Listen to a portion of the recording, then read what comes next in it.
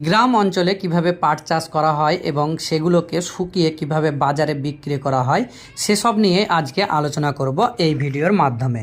তবে একটা কথা বলি ভাই, আমরা যতই মেহনত করে টাকা ইনকাম করি সেটার কিছু অংশ ডাইরেক্ট এবং আনডাইরেক্ট সরকার কেড়ে নেয়। যেমন উদাহরণ একটা জিএসটি। তাহলে এবার মূল ভিডিওতে আসা যাক। প্রথমে পাটগুলোকে জমি থেকে কেটে এই রকমভাবে হাঙা বেঁধে টানতে টানতে নিয়ে আসা হয় এবং এই রকমভাবে জাগ দেওয়া হয়।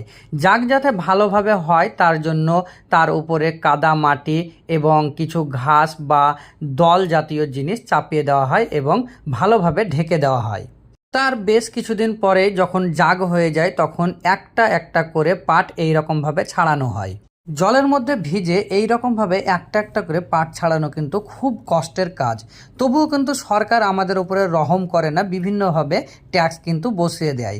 হয়তো সারে কোনো ট্যাক্স লাগে না, কিন্তু কীটনাশকে এবং ট্র্যাক্টরের চাষে বিভিন্নভাবে কিন্তু আমাদের উপরে তারা ট্যাক্স ওসুল করে। পাট ছাড়ানোর জন্য কিন্তু আমাদের গ্রামে বা আশেপাশে কোনো মেশিন কিন্তু এখনো পর্যন্ত আবিষ্কার হয়নি। তারপরে পাটকাঠিগুলোকে এরকমভাবে রাখা হয় এবং পাটগুলোকে এরকমভাবে গাঁট বেঁধে রাখা হয়। তারপরে বাড়িতে নিয়ে গিয়ে বা সেখানেই এরকমভাবে বাঁশের মাচা বানিয়ে সেগুলোর উপরে এই রকমভাবে পাট মেলে দিয়ে শুকানো হয় এবং সেগুলো যখন শুকিয়ে যায় তখন পাটগুলোকে গাঁট বেঁধে পাঠানো হয় বিক্রির জন্য বাজারে। এই কাজগুলো কিন্তু অনেক কষ্টের এবং এই যে পাটকাঠিগুলোকে দেখছেন এইরকমভাবে দড়িতে অল্প অল্প করে বেঁধে সেগুলোকে রোডের সাইডে বা কোনো খালি জায়গায় খাড়ো করে শুকাতে দেওয়া হয়। এই কাজগুলো বাড়ির ছেলে মেয়ে বউ এবং বয়স্ক মানুষরাও কিন্তু লিপ্ত হয়ে করে।